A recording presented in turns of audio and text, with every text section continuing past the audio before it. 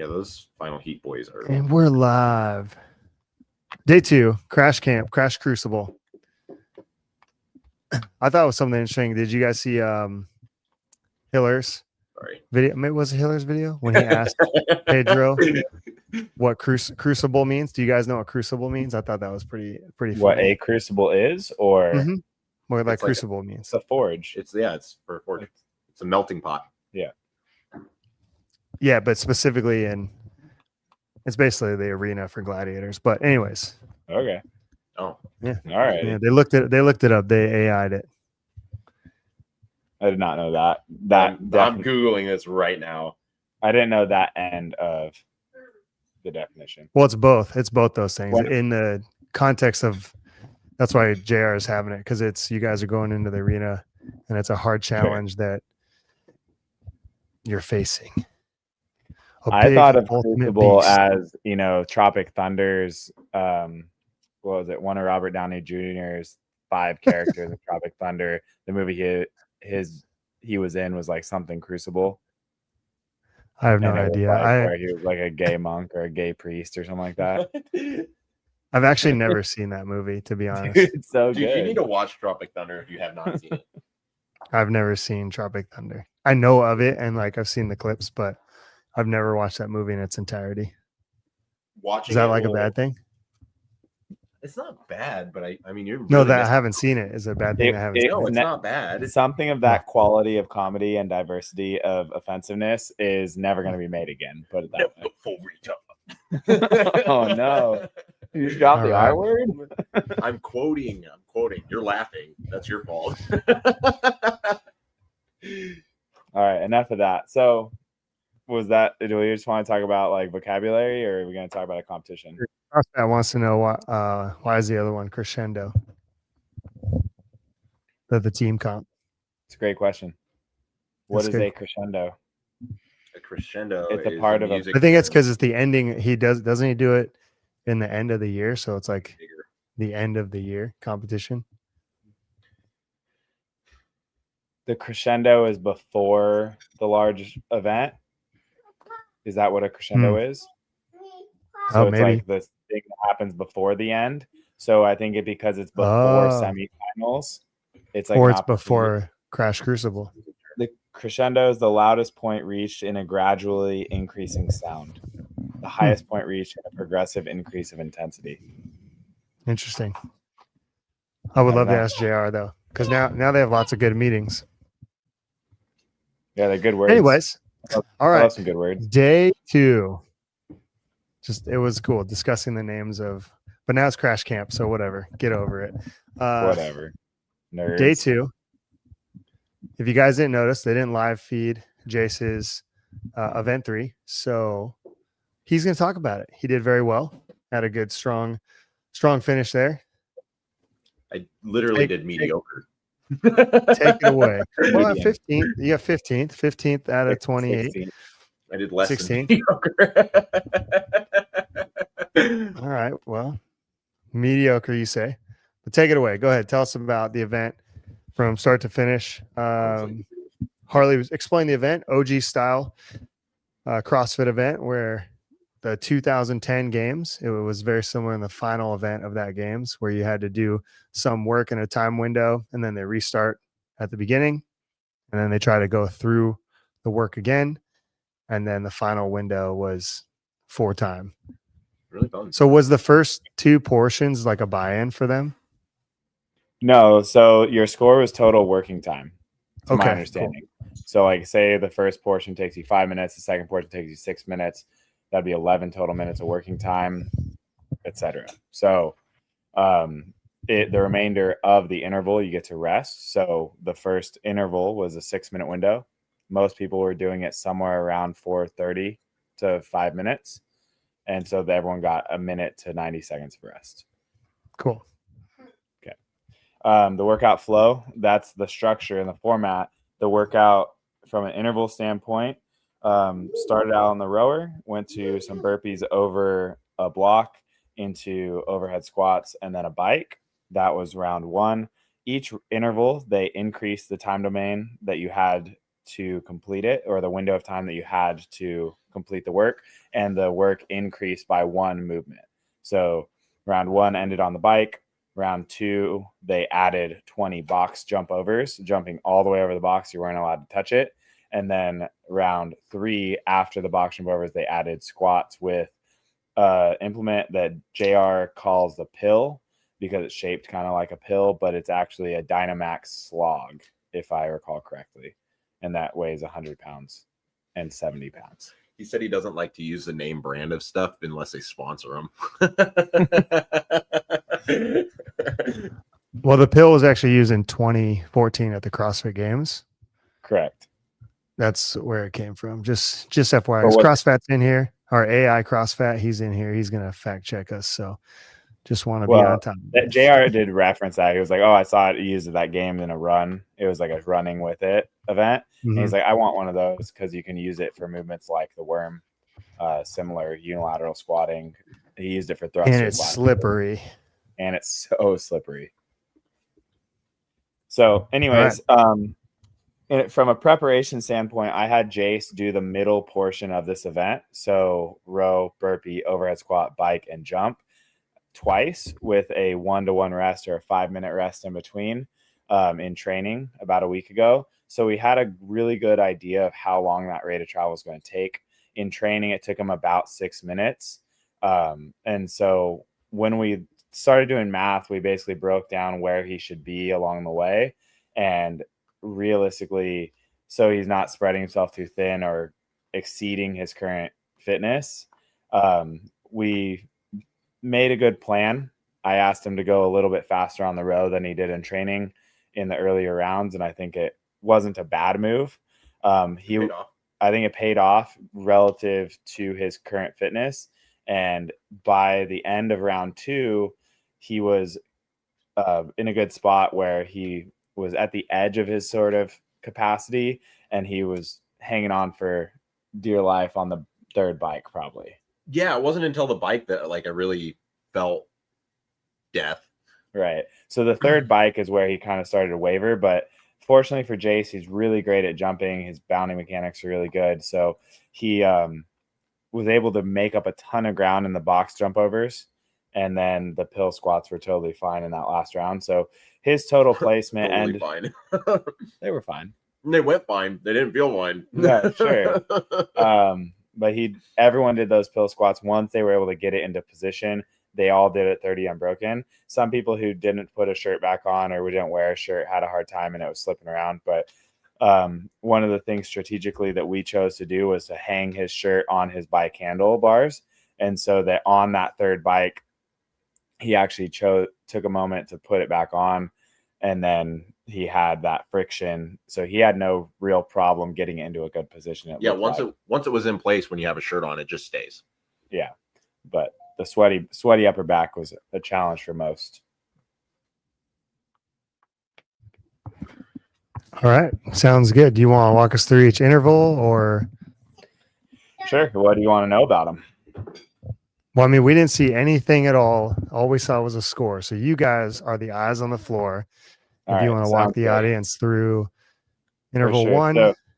So in probably talk about the race and how it went back and forth.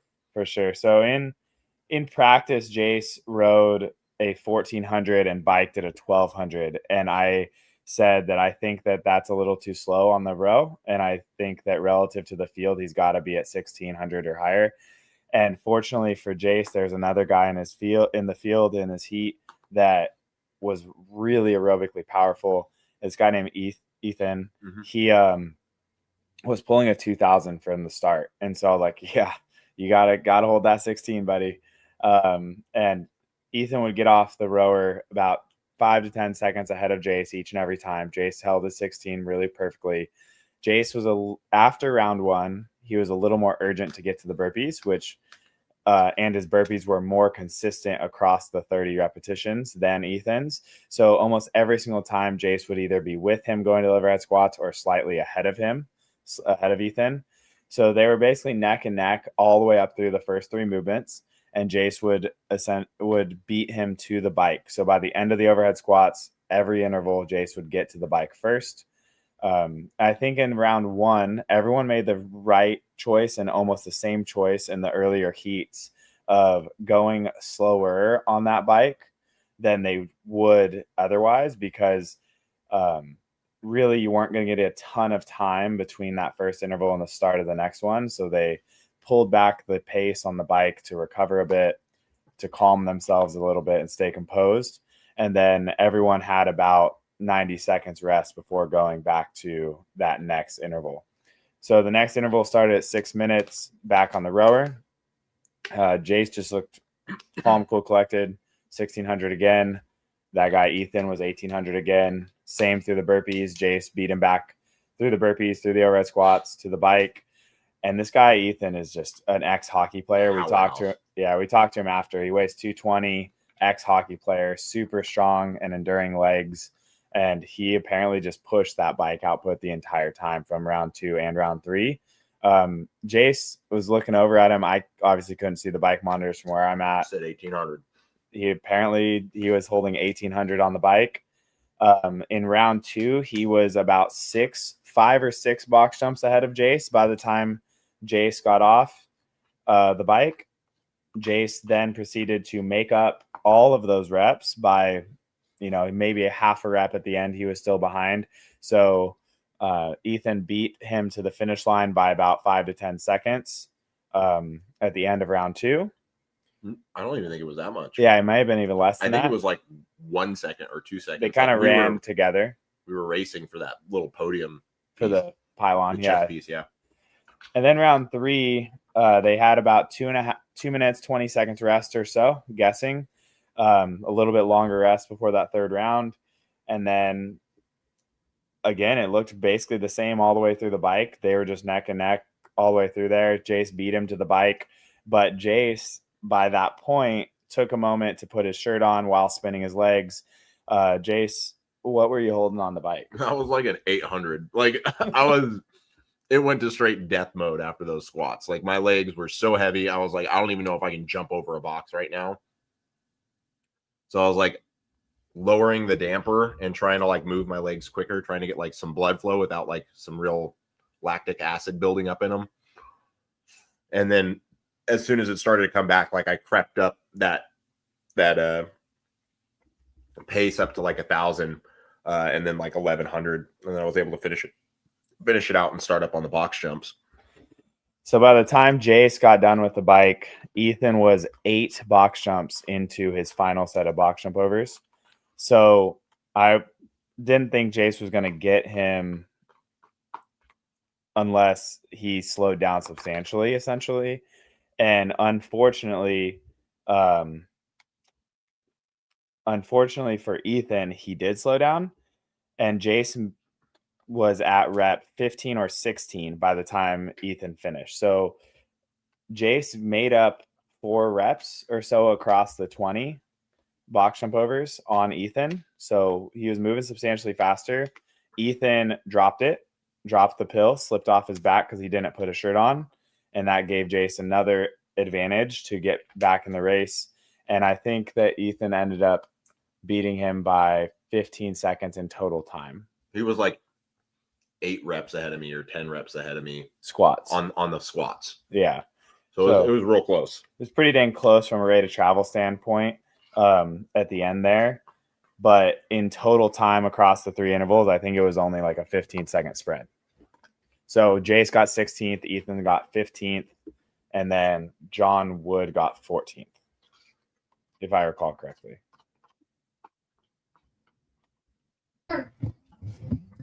Solid.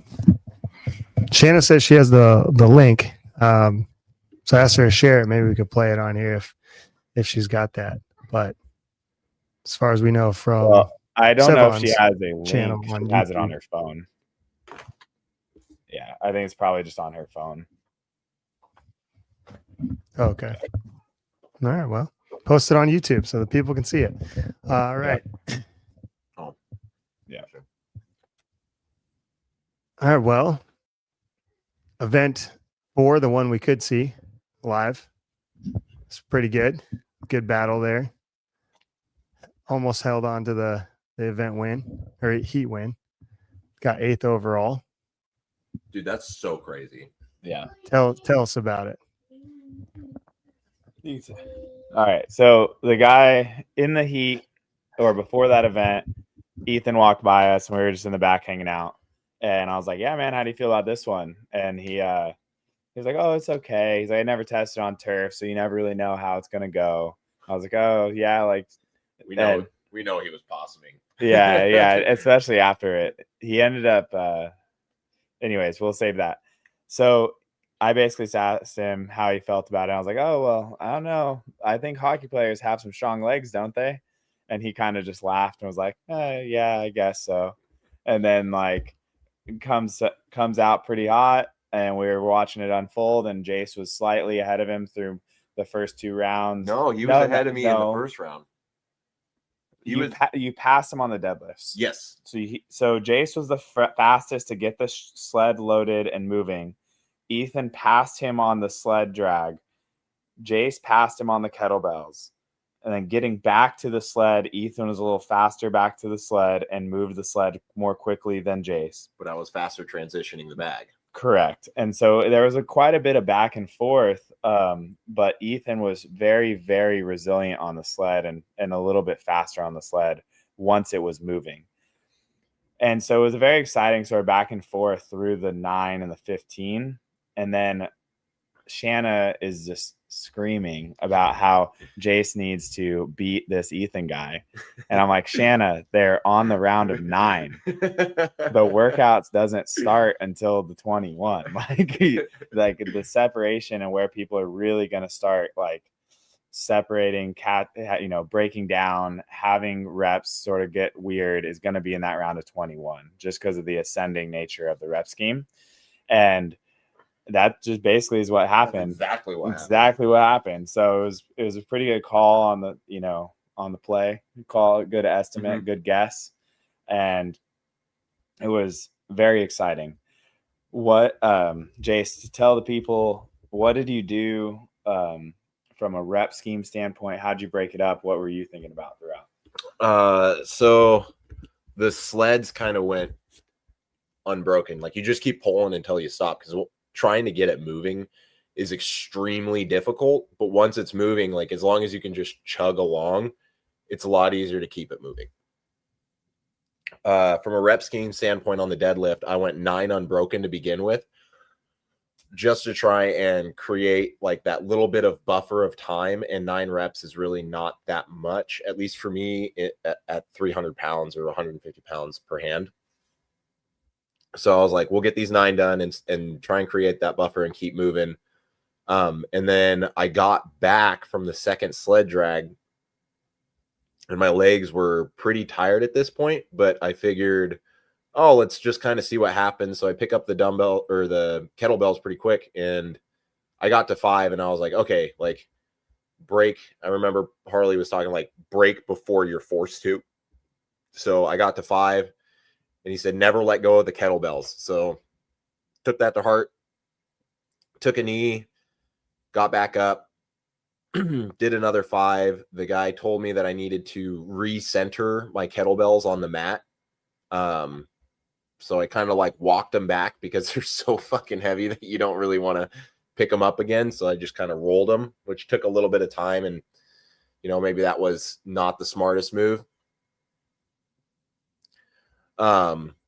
And then after the final 5, I think I was just ahead of them getting back to the sled, moving back. And I even beat them transitioning the bag and then back to the deadlift again. And I was able to get maybe 5 reps on them. But they came over and told me that I needed to get my hips further through, and were essentially asking me to pause at the top of each rep, which started to create an extreme amount of fatigue. So I went 5 reps, then 4 reps, then 3 reps, all the way up to 21. And it took me a couple of breaks in order to get there. And we got off the dumbbell, Ethan and I, almost at the exact same time. I think he got ahead of me by like 1 rep or 2 reps. I might have done singles for the last 3 because my legs were so blown up. and I'm like shaking at the top, trying to like lock this thing out and hold at the top like they want me to.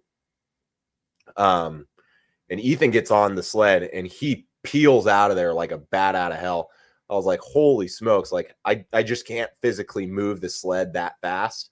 But I got on it as quick as possible and started chugging along. And like those last 10 feet, 5-10 feet of the sled, like there's a little bit of panic because your legs start getting wobbly and you're kind of wandering side to side in your lane.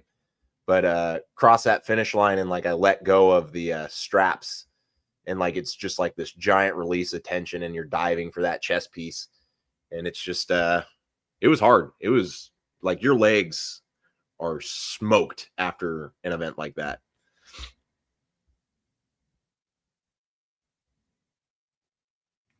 You watching? Oh yeah. Yeah, it was queuing it up. It's been you the whole time. The whole time you were talking about queuing it up. So this gentleman finishes about the whole single sled length. I wonder if they're going to get me falling over 3/4. after I finish. Yeah, they do. You're right here coming across. No. Yep, that's you right there. That's you. Well, what I'm referencing is I sat down for a while and then my legs were hurting so bad. I was like, I want to get off this floor. So I stood up to walk away and fell against the wall. There it is, 6:05. I don't know how long it was in that I decided that I didn't want to sit there anymore. They kind of show you guys for a while. Yeah, I mean, we finished quite a bit ahead of the rest of the people in our heat, and we were hoping that the time would hold up. But in those later rounds, like people are they're fast and they're strong and they're enduring. So it's like they're good at this. They're really good at this. Yeah, I mean, it was a tough event. You went back and forth. So the whole time, you're going back and forth with him. Were you aware of the race? Did it bother you? Were you trying to beat him? What was? I knew about the race. I also knew that he was going to do well. So, like, of course, you always want to win as a competitor, but like you also have to be like realistic about what you're trying to do. And if you don't consider that when you're moving, you can go out so hot that you just completely explode, and then you start failing reps, which I was near failure on those deadlifts. Yeah, I mean, you were taking both knees on the ground, so it was definitely end of the road to a degree. Yeah, Harley just said never let go of those kettlebells. So I just said keep your hands on the kettlebells. I don't care if you have to take a knee to take pressure off your legs, but if you stand up and you walk away from the bells, you're going to wait too long. So keep your hands on it to stay present in the moment. Yeah, you did a great job. I was just wondering if, there was any extra motivation, or you're like, okay, I'm like right here. I just need to hang on and stay, or using the fire of somebody else right next to you. I mean, to allow you to. You use the fire, but the gas tank is only so big, right? Like if you burn it all up, then you just have nothing left. So you toe that line of like, I want to be in the race. I want to be present. I want to do what I can, but also when is too much. And like you're pushing, and when you're struggling for lockout and shaking at the top, you can't attempt to do another set of 5 when you still have 12 left. Yeah, I mean, yeah, it's really interesting because you're experiencing, because we can go back and watch. It's really crazy that it's just a different experience that you're having than what we're watching. So it's kind of cool to see. I was hoping you articulate it just a little bit more, because like you guys are right there, and like he's hurting too, and you're hurting, and it just looks a little different than it looks like you could just do like singles and keep going, but doesn't sound like that was the case. Because you're doing a great job. I'm just saying, like when we get like, it's cool to watch. Like if there was another 10 reps, like at that speed, it might have been 10 singles. Like I don't know. With like 5 to 10 second pauses. Yeah, like a big pause in between. Like I was right at failure, and you toe that line the best you can. Yeah, I mean, right here you're doing like Look, those look great. That 2 reps, 3 reps, and this is in the end here. So, I mean, it's just hard. Like you're definitely dying, but it looks good. You know, that's why I'm asking, like, how much. Like you got the hand up for 2 more reps. He's got 1 or 2 more reps here. 1 rep. You know, you're a 1 rep away. It looks like 1. Yep. So you guys were only separated by 1 rep. That's why I asked, because you know you watch it live and it's just different than what you're experiencing or what we're like viewing is all. Just want to know if like you were like present enough to be like, okay, because I get that you're talking about the gas tank. Another layer to that issue is that Ethan's judge didn't put her hand up, so like that's what I was watching for, which it makes it from a spectator standpoint, me on the sidelines far away. I have no idea where Ethan is, and I'm like, all right, like, are they close? Like, I know that they're within a handful of reps of each other, but it's like I know Jace's judge's hand is up, so is Jace that far ahead of this guy? If so, that's awesome, but like I don't know if you could hear his judge, if you could only hear your judge, if you were in your lane, like where were you at? Yeah, I guess I was just asking because that moment where like he steps forward and you know that you have 1 rep left. I think I could hear his happening there. I could hear the judge calling out numbers, and I was like, okay, like I'm a little bit ahead, but I know he's gaining on me.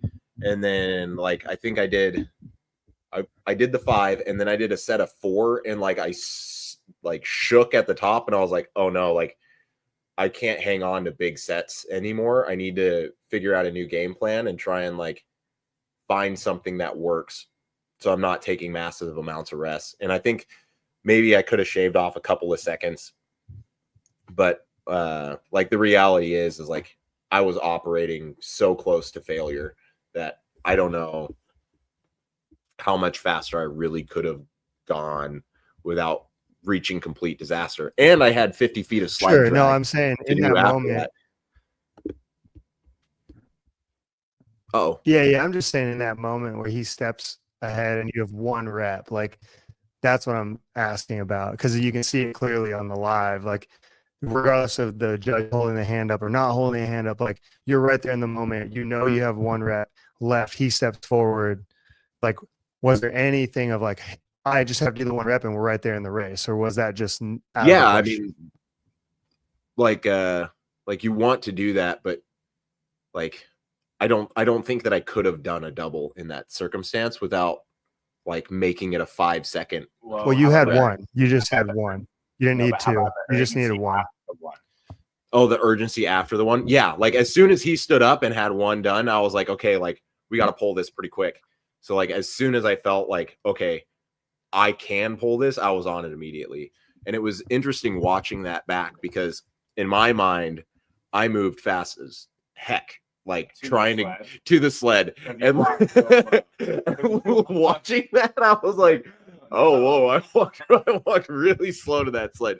But in my mind, I sprinted to that thing. Real versus real is very... It's nice. Such a thing.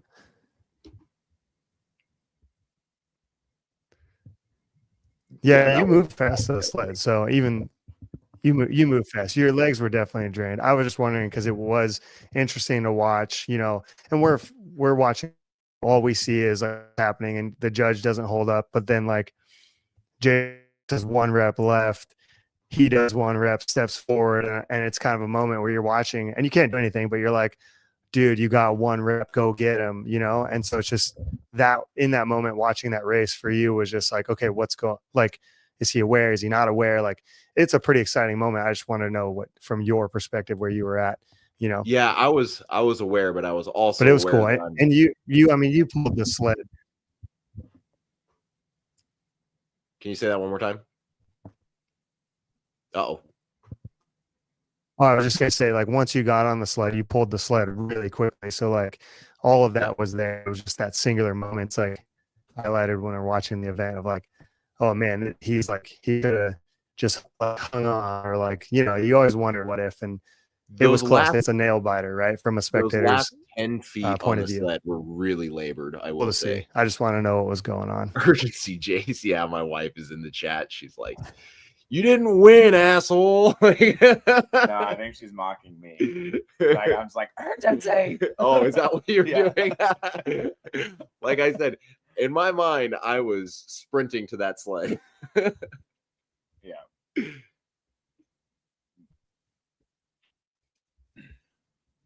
I don't think that you have to download. Yeah, the let's see video what yet. time. So he It just got as up on context and how YouTube. quick you're moving. Oh wait, no, that's 541. from the first one. That's what he signed up. Okay, yeah. You go 10 seconds to go one section. It seems to be Harley's catch. Yeah, you were moving a pretty good click. Like bastard. That was good. Well, the sled weight was what, 6'10", Cool, man. All right, 5'60", well, 5'10". So it's heavy sled. That was also a 3-minute Yeah. improvement from training. well, That was a flow issue. A little bit, yeah. Still 3 minutes is a lot of time. well, you moved up on the leaderboard. That Little eighth bit, yeah. place finish is phenomenal. 5 place. And going into day 3, you have anything to say about the next events, or you good to go? You calling shots? You're saying you're going to win the run event? Not saying. I mean, the Same. live said that you were going to win the sled event. Oh, really? Did you tell anyone that you were going to? Yeah, did you tell No. anyone you were going to win the sled event? No, I did not. Well, because John Young said you were going to win it. So I was like, oh, maybe he said something.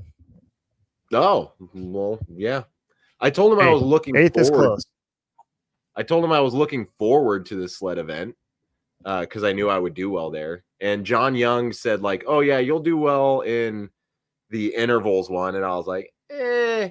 He's like, you'll also do well in the running event. And I was like, what? Like, he's like, well, yeah, you're a runner, aren't you? And I was like, I mean, I did well in the running event at NorCal. Like, I won that, but I'm not a runner per se. And Harley had the same experience with somebody else. I think we talked about that on last episode. Yeah.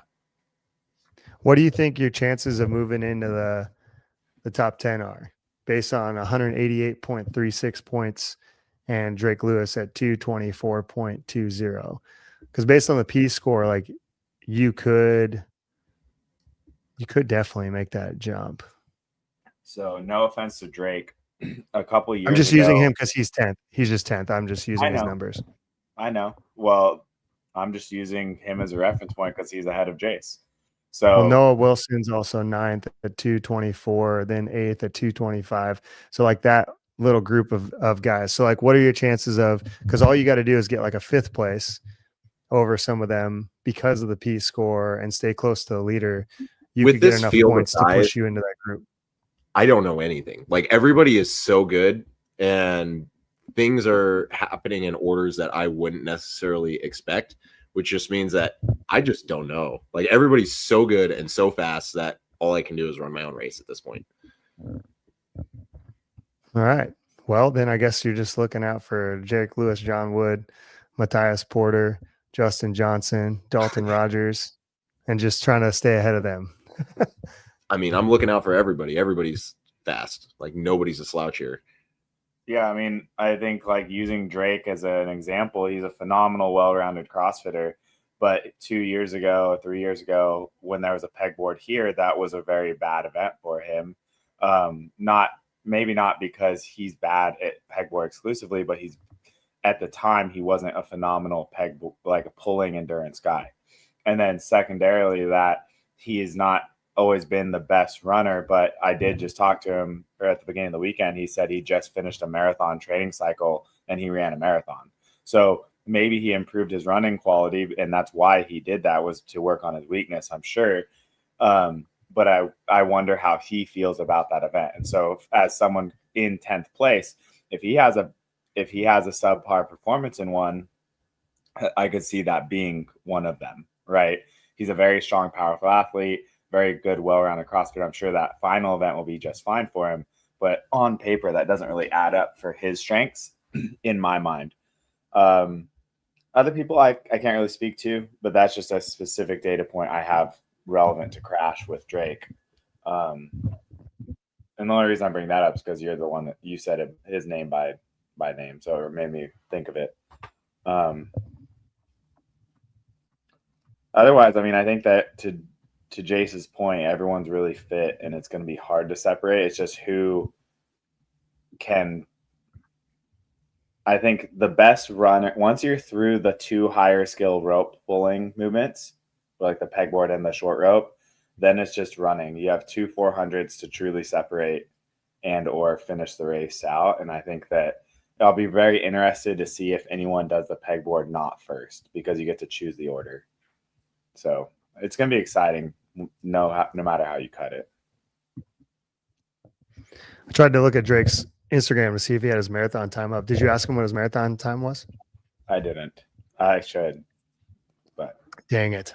All right. All right. Well, if he beat him. So no plans. No, I'm a terrible, and I have never ran a marathon, only half, so it would be irrelevant.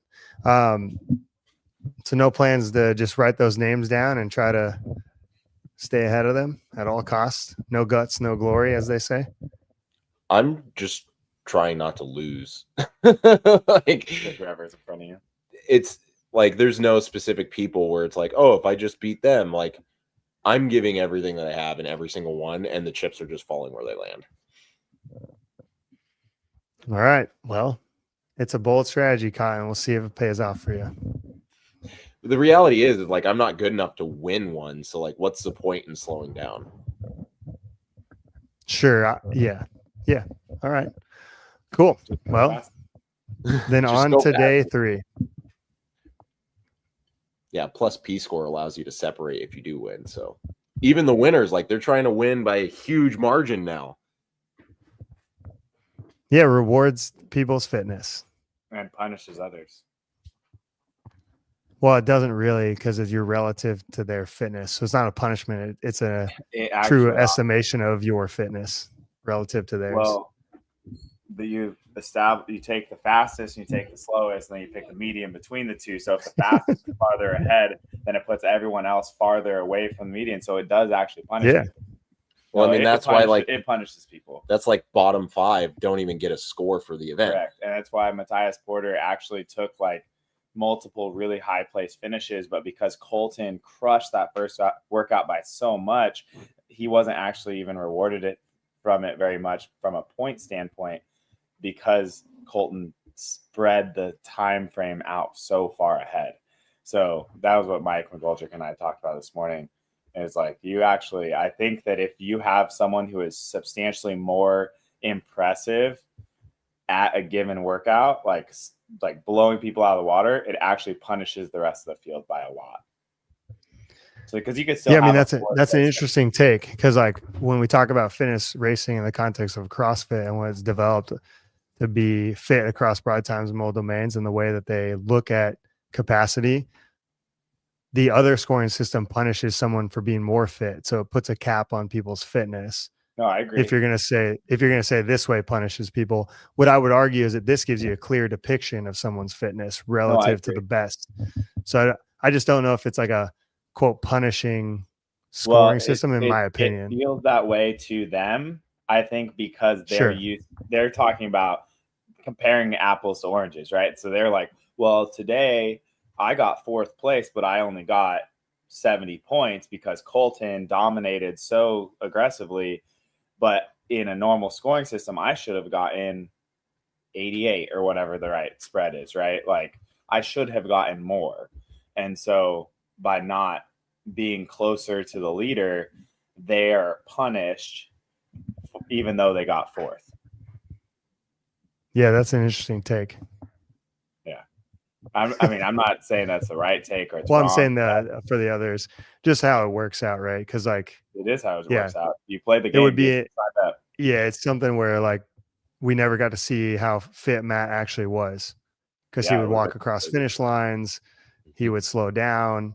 So like that's why I'm in favor of P score, because it goes in line with CrossFit's methodology of work capacity. And we've never truly seen, when Matt got so far ahead of everyone else, his true work capacity as an example, because of the point system. When So I you've would just say already this won is the race, why run faster? Like Right. Right. But it's not within the ethos of why they created CrossFit and this whole thing that is created. I'm just saying that the P score is more in line with the methodology and the ethos of CrossFit is all. That's why I like it. That's what Yeah, it I does like. suck that people get zeros for bottom end, but that just might be the thing, you know. I think you earn your score on the P score more so than you do with the other one. Yeah, definitely. On the other one, you earn your place, but you don't earn your score. Right. Yeah. Your points, yeah. So P score is hot and you're not getting punished. It's just giving you a picture of where you actually are in fitness. Mm-hmm. Is it hot or not? That's what Cody wants to know. Is P I score like hot it. or not? I think it's hot. Yeah, Yeah. I like it. I mean, it punishes a guy like me, but like I like it because I think that it just shows you how much separation is between you and the actual leader. And also like where are you going to gain the most? Like where are you the most behind as well? Yeah. Yeah. I mean, I guess like also too, the 2008 games, everything was for time and your score was your Every second cumulative counts, score, baby. you know? So it's similar to that scoring system back in 2008 where they wanted to see like basically cumulative time is poor man's P score, I guess you could say. Kind of. That's not a Because bad people one. do separate themselves, right? They just like keep stacking. If you're faster and faster and faster, like you're never going to catch them. They're too far ahead. Yeah, but then it creates such a low value on like strength events. Oh, here we go. Because like if you have a short event, then it's like really undervalued at that point. Sure. But what's the fourth column and a fifth column pyramid of the hierarchy of fitness? Yeah, I don't give a shit. I'm talking about like we're talking about an entertainment system, dude. I don't care. That was all built on the backs of the methodology, Jace. Oh yeah, absolutely. I'm not saying It it's keeps not coming important. back to that. I mean, Just even a good JR player. using old events and just changing them up because, like, realistically, like you could argue that there is no strength event in any of these workouts. What are you talking? Like they're so heavy. The Yeah, but final they're is all definitely back. They're all strength backed by metabolic processes. That is the base above nutrition in the pyramid. They don't have a single modality And I strength love that event. they're all just couplets. event. Then, if you think about today's That workout, is fair. aside Well, from no, the ring muscle transition ups, to and from the P split, bars, GHDs, triplet. no, I'm talking about the rest of the competition. Half the competition, 3 Okay. events, are basically a couplet, which is Yep. today was sled and kettlebell deadlifts. So yes, there was moving a sandbag to and from. It's a formality. No, that doesn't count. It's a couplet. It's a couplet. It's a You're right. couplet, right? And then tomorrow's running and climbing, pegboard, Mhm. Lego rope climb, different variations. That would be a of cool climbing. question to ask JR if that workout is a couplet or triplet to him. Right? That's an interesting It'd be a thought. chipper. Yeah, A couplet or a quadruplet. yeah. Is it a 4? Is it a 4 movement workout or a 2 to him? Yeah. I don't Yeah. know. I think you could argue it as 2.